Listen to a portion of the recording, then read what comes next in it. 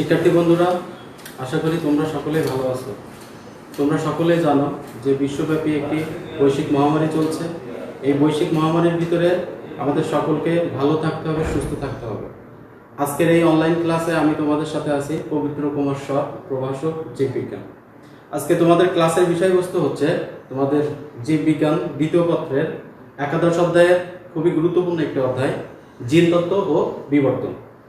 এই জিনতত্ত্ব ও বিবর্তনের যে টপিকটা নিয়ে আজকে আমি তোমাদের সামনে আলোচনা করব। আজকে আমার পড়ানোর টপিক হচ্ছে মেন্ডেলের প্রথম সূত্র। আমি এই সম্পর্কে তোমাদেরকে একটু বলে রাখি। আমরা জানি যে বিজ্ঞানী গ্রেগার জোহান মেন্ডেল হচ্ছে জিনতত্ত্ব ও বিবর্তনের জনক। আমরা তাকে জিনতত্ত্ব ও বিবর্তনের জনক হিসেবে সকলে জানি। জিনতত্ত্ব ও বিবর্তন সম্পর্কে গ্রেগার জোহান মেন্ডেল দুইটি সূত্র প্রস্তাব করেন, যার প্রথম সূত্রটি মনো হাইব্রিড ক্রস নামে পরিচিত এবং দ্বিতীয় সূত্রটি ডাই হাইব্রিড ক্রস নামে পরিচিত। তো প্রথম সূত্রের যে মনো হাইব্রিড ক্রস, আজকে আমার পড়ানোর বিষয়বস্তু হচ্ছে এই মনো হাইব্রিড ক্রস।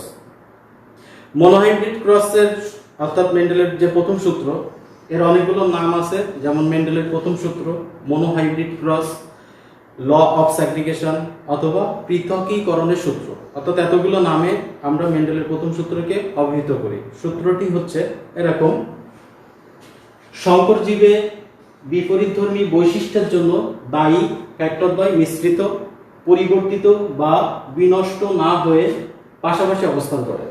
ফ্যাক্টর বলতে এখানে জিনকে বোঝানো হচ্ছে। অর্থাৎ জিন হচ্ছে যার মাধ্যম দিয়ে বৈশিষ্ট্যগুলো এক বংশ থেকে আরেক বংশে স্থানান্তরিত হয়, তাকে আমরা বলি জিন। আর আমরা যেটাকে জিন হিসেবে জানি, মেন্ডেল সেই শব্দটিকে ফ্যাক্টর হিসেবে চিহ্নিত করছে। তো এখানে সূত্রটা এরকম যে ফ্যাক্টরগুলো যখন মিশ্রিত, পরিবর্তিত বা বিনষ্ট না হয় পাশাপাশি অবস্থান করে, এবং এই ফ্যাক্টরগুলো পরবর্তীতে জননকোষ সৃষ্টির সময় অর্থাৎ গ্যামিট সৃষ্টির সময় পরস্পর থেকে পৃথক হয়ে ভিন্ন ভিন্ন গ্যামিটে প্রবেশ করে। তো আমরা এই সূত্রটির জিনতাত্ত্বিক যে ব্যাখ্যা, এই জিনতাত্ত্বিক ব্যাখ্যাটা তোমাদের এখন আমি দেখাবো। যে মেন্ডেলের প্রথম সূত্র অর্থাৎ মনোহাইব্রিড ক্রসের যে জিনতাত্ত্বিক ব্যাখ্যা, সেই জিনতাত্ত্বিক ব্যাখ্যাটা একটু দেখি। এই সূত্রটা বিভিন্ন উদ্ভিদ বা প্রাণীর উপরে অ্যাপ্লাই করা হয়েছে। তো আমরা আজকে মেন্ডেল প্রথম যে মটরশুঁটি উদ্ভিদ নিয়ে কাজ করেছিল, সেই মটরশুঁটি উদ্ভিদের উপরে মেন্ডেলের মনোহাইব্রিড ক্রসের যে ব্যাখ্যা, সেই ব্যাখ্যাটা তোমাদেরকে এখন দেখাবো। অর্থাৎ জিনতাত্ত্বিক ব্যাখ্যা, জিনতাত্ত্বিক ব্যাখ্যা। এখানে আমরা ধরি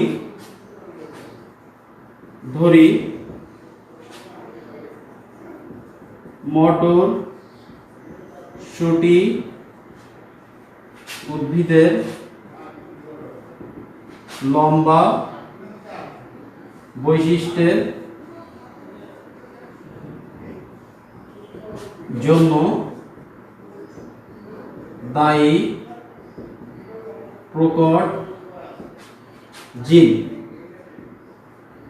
আমরা যে কোনো অক্ষর ধরতে পারি, যেমন আমি ক্যাপিটাল টি ধরি, ক্যাপিটাল টি। অর্থাৎ মেন্ডেল যে সূত্রটি অ্যাপ্লাই করছে মটরশুঁটির উপরে, সেই মটরশুঁটির জন্য আমরা এখানে প্রকট জিনকে ধরে নিয়েছি ক্যাপিটাল টি। তাহলে মটরশুঁটি উদ্ভিদের লম্বা বৈশিষ্ট্যের জন্য দায়ী প্রকট জিনোটাইপ। জিনোটাইপ কেমন হতে পারে? Capital T, capital T. আবার একই মটরশুঁটি উদ্ভিদের লম্বার বিপরীত বৈশিষ্ট্য হচ্ছে খাটো। খাটো বৈশিষ্ট্যের জন্য দায়ী প্রচ্ছন্ন জিন, small tea.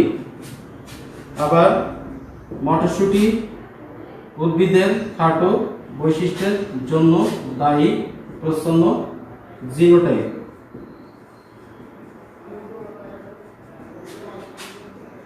Small tea, small tea.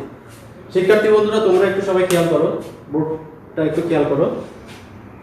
Mendel যে মনোহাইব্রিড ক্রসের কথা বলছে, এই মনোহাইব্রিড ক্রসের কিন্তু প্রকট এবং প্রচ্ছন্ন অর্থাৎ যখন বিপরীত বৈশিষ্ট্যধারী, সূত্রটাকে যদি আমি একটু এইভাবে বলি যে এক জোড়া বিপরীত বৈশিষ্ট্যধারী দুইটি জীবের সাথে যদি ক্রস করানো হয়, তাহলে প্রথম বংশধরে অবশ্যই প্রকট বৈশিষ্ট্য প্রকাশিত হবে। আর প্রথম বংশধরে যে জীব তৈরি হবে তাদের সাথে যদি স্বপ্রজনন করানো হয় তাহলে F2 জেনারেশন অর্থাৎ দ্বিতীয় বংশধরে প্রকট এবং প্রচ্ছন্ন জীবের ফিনোটাইপ অনুপাত হবে 3:1। F2 বংশধরের ফিনোটাইপ অনুপাত কেমন হবে? 3:1। অর্থাৎ আমরা এই অনুপাতটা কিভাবে আসে সেই অনুপাতটা আমরা এখানে দেখাবো। তো আমরা এখানে বলছি যে প্রকট বৈশিষ্ট্য এবং প্রচ্ছন্ন বৈশিষ্ট্য। আমি প্রকট বৈশিষ্ট্য সম্পর্কে তোমাদের একটু বলি। প্রকট বৈশিষ্ট্য হচ্ছে যখন এক জোড়া বিপরীত বৈশিষ্ট্যধারী জীবের সাথে ক্রস করানো হয় তখন প্রথম বংশধরে যে বৈশিষ্ট্যটি প্রকাশিত হবে সেই প্রকাশিত বৈশিষ্ট্যকে বলা হয় প্রকট বৈশিষ্ট্য। আর প্রচ্ছন্ন বৈশিষ্ট্য হচ্ছে অর্থাৎ তার বিপরীত বৈশিষ্ট্য, অর্থাৎ যেটা প্রকাশিত হলো না, অর্থাৎ যে বৈশিষ্ট্যটা প্রকাশিত হচ্ছে না সে না হওয়া বৈশিষ্ট্যটাই হচ্ছে প্রচ্ছন্ন বৈশিষ্ট্য। তো তোমরা এখানে একটু খেয়াল করো, আমরা এখানে দুইটা ফিনোটাইপ বৈশিষ্ট্য দেখাইছি। এখানে দুইটা ফিনোটাইপ বৈশিষ্ট্যের মধ্যে একটা ফিনোটাইপ বৈশিষ্ট্য হচ্ছে লম্বা এবং একটা ফিনোটাইপ বৈশিষ্ট্য হচ্ছে খাটো। অর্থাৎ লম্বা বৈশিষ্ট্যটাকে আমরা এখানে প্রকট হিসেবে ধরে নিছি। অর্থাৎ লম্বা বৈশিষ্ট্যের জন্য দায়ী প্রকট জিনকে আমরা ধরছি কি ক্যাপিটাল টি। আর মটরশুঁটি উদ্ভিদের প্রকট বৈশিষ্ট্যের জন্য যে জিনোটাইপ, এই জিনোটাইপটা হচ্ছে capital T capital T. The same টাইমে এখানে যে মটরশুঁটি উদ্ভিদের খাটো বৈশিষ্ট্যের জন্য প্রচ্ছন্ন জিনকে ধরছি স্মল টি, আবার খাটো বৈশিষ্ট্যের জন্য প্রচ্ছন্ন জিনোটাইপ হচ্ছে স্মল টি স্মল টি। অর্থাৎ আমরা এটা ধরে নিলাম এবং এই বিপরীত বৈশিষ্ট্যধারী দুইটি জীবের সাথে প্রথম বংশধরের ক্রস এবং তাদের সেখান থেকে যে জীব তৈরি হচ্ছে তাদের স্বপ্রজননের মাধ্যমে দ্বিতীয় বংশধরের যে ক্রস এবং সেই ক্রসের মাধ্যমে F2 বংশধরের যে 3:1 অনুপাত ফিনোটাইপ বৈশিষ্ট্য তৈরি হচ্ছে সেটা আমি এখন তোমাদেরকে চেকার বোর্ডের মাধ্যমে দেখাবো। তো আমি একটু দেখি এখানে এরপরে কি হয়।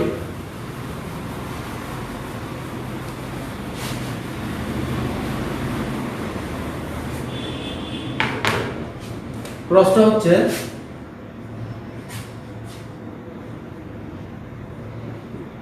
প্রথমে আমরা লিখব ফিনোটাইপ। ফিনোটাইপ কেমন? ফিনোটাইপ হচ্ছে প্রত্যেকটা জীবের বাইরে থেকে যে বৈশিষ্ট্যগুলো আমরা দেখতে পাই, অর্থাৎ ভিজিবল ক্যারেক্টার, বাইরে থেকে যে বৈশিষ্ট্যগুলো আমরা দেখতে পাই সেই বৈশিষ্ট্যগুলোকে বলা হয় ফিনোটাইপ বৈশিষ্ট্য। যেমন উদাহরণ হিসেবে আমরা বলতে পারি যে মটরশুঁটি উদ্ভিদ লম্বা না খাটো, এটা কিন্তু আমরা বাইরে থেকে দেখতে পাচ্ছি। পাশাপাশি গিনিপিগের লোমের কথা যদি আমরা বলি, গিনিপিগের লোম কালো সাদা, এগুলো কিন্তু আমরা বাইরে থেকে দেখতে পাই। অর্থাৎ এই যে বৈশিষ্ট্যগুলা, এই বৈশিষ্ট্যগুলোকে বলা হয় ফিনোটাইপ বৈশিষ্ট্য। তাহলে আমরা এখানে মটরশুঁটি উদ্ভিদের দুইটি ফিনোটাইপ বৈশিষ্ট্য কিন্তু আগে লিখছি, যার একটি হচ্ছে মটরশুঁটি উদ্ভিদ লম্বা হবে আর একটি হচ্ছে মটরশুঁটি উদ্ভিদ খাটো হবে। তাহলে আমরা ফিনোটাইপের জায়গায় কি লিখবো? অর্থাৎ পুরুষ উদ্ভিদটা যদি ফিনোটাইপ অর্থাৎ লম্বা মটরশুঁটি উদ্ভিদ, আর এর যে বিপরীত যে বৈশিষ্ট্যটা ছিল, বিপরীত বৈশিষ্ট্য কি ছিল? ফিনোটাইপ বৈশিষ্ট্য ছিল খাটো মটরশুঁটি উদ্ভিদ। তাহলে ফিনোটাইপ বৈশিষ্ট্যের পরে আমরা কি দেখি? জিনোটাইপ। আমরা কিন্তু জিনোটাইপও কিন্তু ধরে নিয়েছিলাম, জিনোটাইপ। লম্বা মটরশুঁটি উদ্ভিদের জন্য দায়ী যে জিনোটাইপ ছিল আমরা দুইটা অক্ষর ধরছিলাম, যার একটা ছিল ক্যাপিটাল টি আর একটা ছিল ক্যাপিটাল টি। অর্থাৎ ক্যাপিটাল টি হচ্ছে লম্বা মটরশুঁটি উদ্ভিদের জিনোটাইপ, পাশাপাশি খাটো মটরশুঁটি উদ্ভিদের যে জিনোটাইপ তার ছিল হচ্ছে স্মল টি। এরপরে আমরা এখান থেকে দেখি, এখান থেকে উৎপন্ন হবে গ্যামিট। যেহেতু এরা হোমোজাইগাস জিনোটাইপ, অর্থাৎ জিনোটাইপ দুই ধরনের হতে পারে, হোমোজাইগাস হেটেরোজাইগাস। হোমোজাইগাস হচ্ছে যদি একই ধরনের জিন দিয়ে জিনোটাইপ তৈরি হয় তাহলে তাদেরকে বলা হয় হোমোজাইগাস। যেমন ক্যাপিটাল টি দুটোই কিন্তু একই ধরনের জিন, তাহলে এটা হচ্ছে হোমোজাইগাস জিনোটাইপ বা হোমোমরফিক অ্যালিল। আর এখানে যেটা আমরা দেখছি স্মল টি, এটা কিন্তু হচ্ছে হোমোমরফিক অ্যালিল। অ্যালিলটা যদি এরকম হতো ক্যাপিটাল টি স্মল টি, এখানে কিন্তু দুইটা ভিন্ন জিন আছে, অর্থাৎ একটা প্রকট জিন আছে একটা প্রচ্ছন্ন জিন আছে। তাহলে এই অ্যালিলটাকে আমরা বলতে পারতাম হিটেরোমরফিক অ্যালিল। তাহলে এখানে যে হোমোমরফিক অ্যালিল তৈরি হলো, যেহেতু হোমোমরফিক অ্যালিল আছে এজন্য আমরা এখান থেকে যে কোনো একটা জিন দিয়ে গ্যামিট দেখাতে পারি। অর্থাৎ ক্যাপিটাল টি থেকে গ্যামিট তৈরি হয়েছে একটা, ক্যাপিটাল টি এবং স্মল টি অ্যালিল থেকে গ্যামিট তৈরি হয়েছে একটা। তাহলে এদের মধ্যে ক্রস করালে কি হবে? ফার্স্ট জেনারেশন হচ্ছে ক্যাপিটাল টি স্মল টি, তাহলে শিক্ষার্থী বন্ধুরা, এখন তোমরা একটু খেয়াল করো, মেন্ডেলের সূত্রটাকে আমি একটু সহজ করে এইভাবে বলতে চাই যে এক জোড়া বিপরীত বৈশিষ্ট্যধারী দুইটি জীবের সাথে যদি ক্রস করানো হয়, দেখো আমরা কিন্তু এক জোড়া বিপরীত বৈশিষ্ট্যধারী দুইটি জীবের সাথে ক্রস করিয়েছি, অর্থাৎ একটি হচ্ছে লম্বা মটরশুঁটি উদ্ভিদ আর একটি হচ্ছে খাটো মটরশুঁটি উদ্ভিদ। তাহলে এরকম বিপরীত বৈশিষ্ট্যধারী দুইটি উদ্ভিদের সাথে যদি ক্রস করানো হয়, তাহলে প্রথম বংশধরে অবশ্যই প্রকট যে জিন, তার জন্য যে ফিনোটাইপ বৈশিষ্ট্য, সেই বৈশিষ্ট্যটি কিন্তু প্রকাশিত হবে। তাহলে প্রথম বংশধরে দেখো এখানে প্রকট জিন ক্যাপিটাল টি এবং প্রচ্ছন্ন জিন স্মল টি আছে। তাহলে মেন্ডেলের সূত্র ধরে যদি আমরা বলি, তাহলে প্রথম বংশধরে অবশ্যই প্রকট জিন, তার যে ফিনোটাইপ বৈশিষ্ট্য আছে সেই ফিনোটাইপ বৈশিষ্ট্য কিন্তু এখানে প্রকাশিত হবে। তাহলে প্রথম বংশধরে যে জীবগুলো তৈরি হবে সবাই কিন্তু হবে সংকর লম্বা। তাহলে এখানে যেহেতু প্রকট জিন আছে, এইজন্য প্রকট জিনের প্রভাবে প্রথম বংশধরে সবাই কিন্তু প্রকট বৈশিষ্ট্য প্রকাশিত হয়েছে, অর্থাৎ প্রথম বংশধরে যে জীবগুলো তৈরি হয়েছে সবাই কিন্তু হয়েছে লম্বা। এখন প্রথম বংশধরে যে জীব তৈরি হলো তাদের সাথে যদি আমরা স্বপ্রজনন করাই, অর্থাৎ যে জীব তৈরি হবে তাদের সাথে তাদেরকেই যদি আবার স্বপ্রজনন করাই, তাহলে আমাদের F2 বংশধরে কিন্তু প্রকট এবং প্রচ্ছন্ন জীবের যে ফিনোটাইপ অনুপাত, অর্থাৎ আমি যে অনুপাতটা এখানে লিখছি 3:1, এই অনুপাতটা কিন্তু এখানে তৈরি হবে। তাহলে আমরা F2 বংশধর দেখাই এখানে তো আমরা প্রথমে নিয়েছিলাম বিশুদ্ধ লম্বা মটরশুঁটি উদ্ভিদ। কেন একে বিশুদ্ধ বলছি? কারণ এর ভিতরে যে জিনগুলো আছে এই জিনগুলো কিন্তু সবই কিন্তু প্রকট জিন, এখানে কিন্তু কোনো প্রচ্ছন্ন জিন নাই, এই জন্য এটা হচ্ছে বিশুদ্ধ লম্বা এবং এটা হচ্ছে বিশুদ্ধ খাটো, কারণ এখানে লম্বার কোনো জিন নাই। কিন্তু এটাকে কেন আমরা সংকর লম্বা বলছি? কারণ প্রকট জিনের প্রভাবে প্রথম বংশধরটা লম্বা হয়েছে, পাশাপাশি প্রকট জিনের সাথে যেহেতু প্রচ্ছন্ন জিন আছে, প্রচ্ছন্ন জিন তার বৈশিষ্ট্য প্রকাশ করতে পারছে না, এই জন্য কিন্তু প্রকট জিনের প্রভাবে যেহেতু লম্বা হয়েছে, এই জন্য এটাকে আমরা বলছি সংকর লম্বা। তাহলে F2 বংশধর যখন আমরা তৈরি করব তখন কিন্তু আর বিশুদ্ধ লম্বার সাথে হবে না, তখন কিন্তু F1 বংশধরের যে সংকর লম্বা জীব তৈরি হয়েছে তাদের সাথে তাদেরকে ক্রস করাতে হবে। তাহলে আমরা F2 বংশধরে চলে যাই। সংকর লম্বা মটরশুঁটি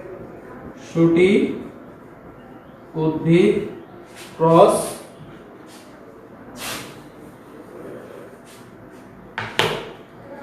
সংকর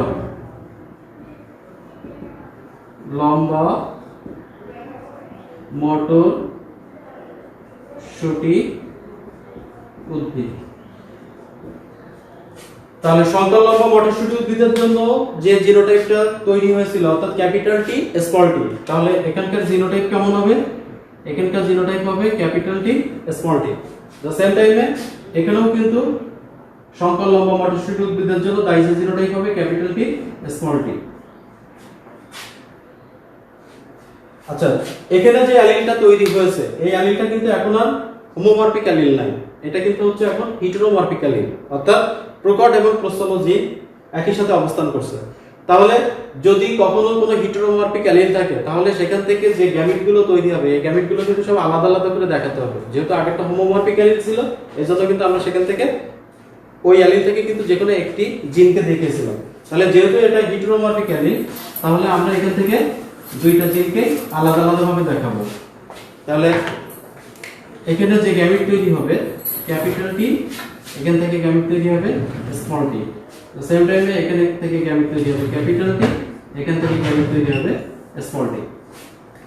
অর্থাৎ এখান থেকে যে গ্যামিটগুলো তৈরি হলো এই গ্যামিটগুলোকে যদি আমরা একটা চেকার বোর্ডের মাধ্যমে দেখাই, তাহলে কিন্তু আমাদের F2 বংশধরের ফলাফল কিন্তু এই ফিনোটাইপ অনুপাত 3:1 অনুপাত চলে আসবে। অর্থাৎ আমরা এটাই কিন্তু এখন এই রেজাল্টটাই কিন্তু পাবো, অর্থাৎ 3:1 অনুপাত।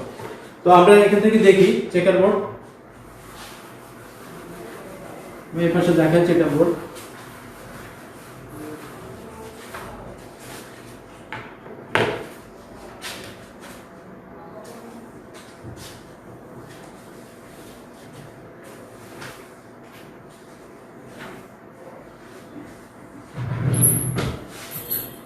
আমরা এই চেকার বোর্ডে যে ফলাফলটা পাবো এটি হচ্ছে F2 বংশধরের ফলাফল।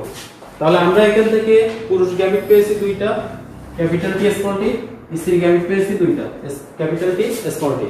তাহলে আমরা এই চেকার বোর্ডে গ্যামিটগুলো বসাই, অর্থাৎ উপরের সারিটাকে আমরা পুরুষ গ্যামেট দেখাবো আর নিচের সারিটাকে আমরা স্ত্রী গ্যামেট দেখাবো। পুরুষ গ্যামেটের ভিতরে কি কি দেখছি? Capital T, small tea. স্ত্রী গ্যামেটের ভিতরেও দুইটা gamete, capital T, small tea. ক্রসের সিস্টেমটা একটু সবাই দেখো তোমরা। এখানে পুরুষ গ্যামেট অর্থাৎ ক্যাপিটাল টি, অর্থাৎ এটার সাথে এটার ক্রস হবে ক্যাপিটাল টি, ক্যাপিটাল টি। এটার সাথে এটার ক্যাপিটাল টি, স্মল টি। তারপরে হচ্ছে স্মল টি, ক্যাপিটাল টি, অর্থাৎ এটার সাথে আবার এটা, এবং ফাইনালি হচ্ছে এটার সাথে এটার, অর্থাৎ স্মল টি, স্মল টি। তোমরা একটু খেয়াল করো এখানে যে চারটি বংশধর তৈরি হয়েছে, চারটি বংশধরের ভিতরে যে জিনোটাইপগুলো আছে, এই জিনোটাইপগুলো কিন্তু তিন রকমের জিনোটাইপ আছে। তো মেন্ডেলের সূত্র অনুসারে মেন্ডেল এখানে বলেছে যেখানে প্রকট জিন থাকবে সেখানে তার বৈশিষ্ট্য প্রকাশিত হবে। তাহলে মেন্ডেলের বৈশিষ্ট্যগুলো যদি, অর্থাৎ প্রকট জিনগুলো যদি এখানে প্রকাশিত হয়, তাহলে এখানে কি কি আছে? Capital T, capital T. তাহলে এর জন্য অবশ্যই, যেহেতু টি ক্যাপিটাল টি লম্বার জন্য দায়ী জিন, তাহলে এটা অবশ্যই লম্বা বৈশিষ্ট্যধারী হবে। এর পরের বংশধরটা কেমন হবে? এখানে যেহেতু ক্যাপিটাল টি, স্মল টি আছে, তাহলে এরা কি হবে? এরাও কিন্তু হবে ক্যাপিটাল টি পুরো হবে, যেহেতু প্রকট জিন লম্বা, এই জন্য এরাও কিন্তু লম্বা হবে।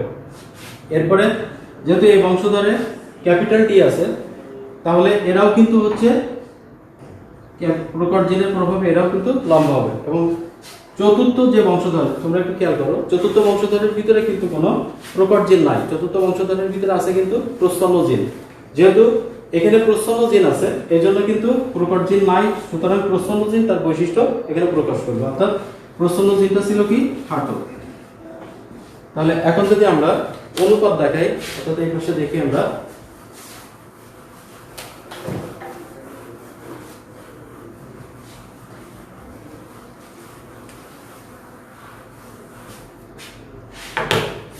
আমরা যদি এখানে কয় ধরনের ফিনোটাইপ বৈশিষ্ট্য পেয়েছি, আমরা এখান থেকে কিন্তু দুই ধরনের ফিনোটাইপ বৈশিষ্ট্য পেয়েছি। তাহলে ফিনোটাইপ অনুপাত যদি দেখাই, ফিনোটাইপ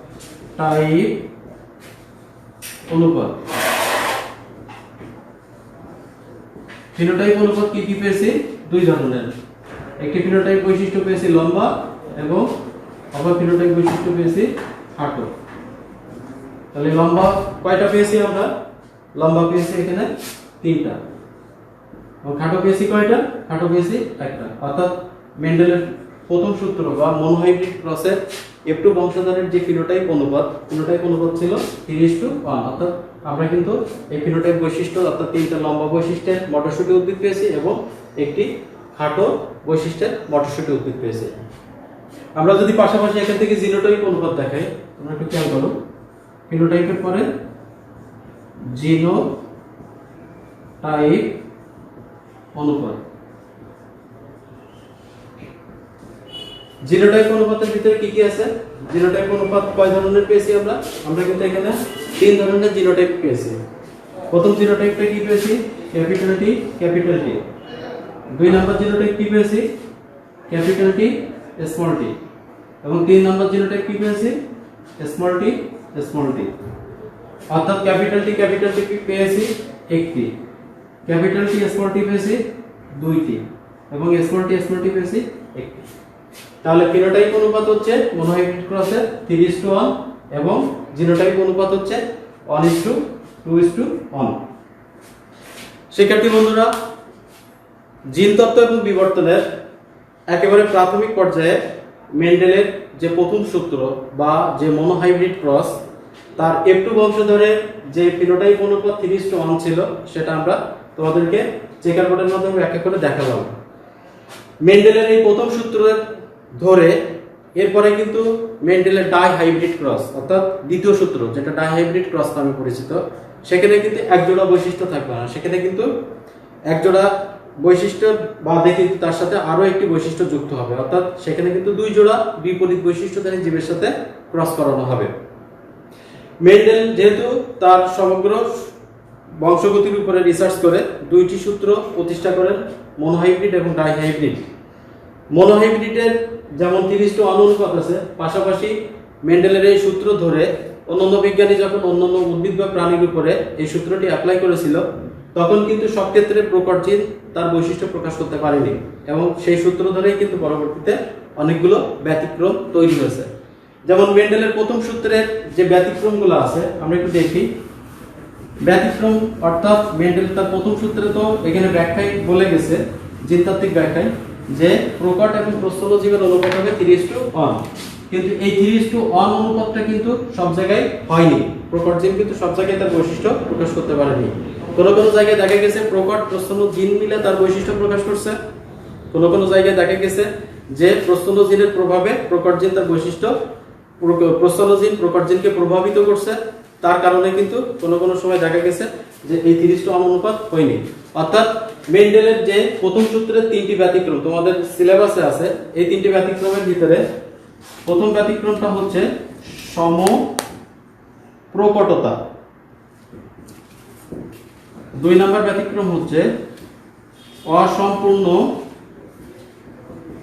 প্রকটতা এবং 3 নম্বর হচ্ছে লিথাল জিন। সমপ্রকটতার ক্ষেত্রে অনুপাত হচ্ছে ফিনোটাইপ অনুপাত 1:2:1। অসম্পূর্ণ প্রকটতার ক্ষেত্রেও ফিনোটাইপ অনুপাত হচ্ছে 1:2:1 এবং লিথাল জিনের ক্ষেত্রে অনুপাত হচ্ছে 2:1। শিক্ষার্থী বন্ধুরা সবাই একটু খেয়াল করো, মোনোহাইব্রিড ক্রসের অনুপাত ছিল, ফিনোটাইপ অনুপাত ছিল 3:1, কিন্তু কোথাও কিন্তু 3:1 অনুপাত এখানে হয়নি। অর্থাৎ এই অনুপাতগুলো ভেঙে কোনো কোনো জায়গায় তৈরি হয়েছে 1:2:1, 1:2:1 এবং 2:1। অর্থাৎ এখানে মূল কারণ হচ্ছে প্রকট জিন সব জায়গায় তার বৈশিষ্ট্য প্রকাশ করতে পারেনি। অর্থাৎ মেন্ডেল তার সূত্রে প্রকট জিনকে প্রাধান্য দেওয়ার কারণে এই সমস্যাটি তৈরি হয়েছে। কোনো কোনো জায়গায় দেখা গেছে প্রস্থল জিন প্রকট জিনের সাথে মিলেই নতুন বৈশিষ্ট্য প্রকাশ করছে, কোনো কোনো জায়গায় দেখা গেছে যে প্রস্থল জিন প্রকট জিনকে প্রভাবিত করছে, যার কারণে সরাসরি প্রকট জিন প্রকাশিত হতে না পারে অসম্পূর্ণভাবে প্রকাশিত হয়েছে।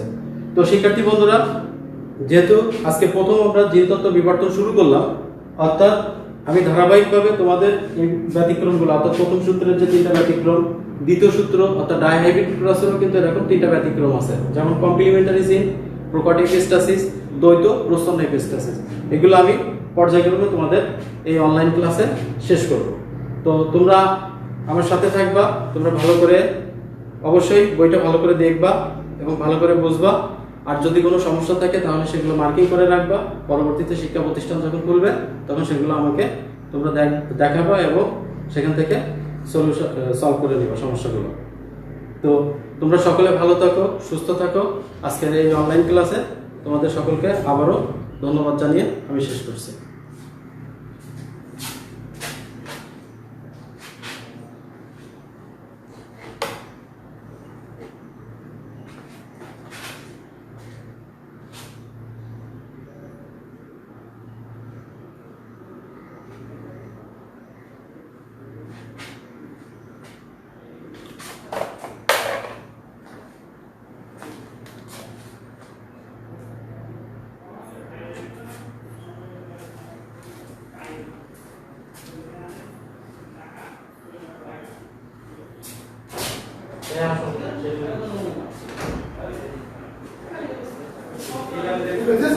না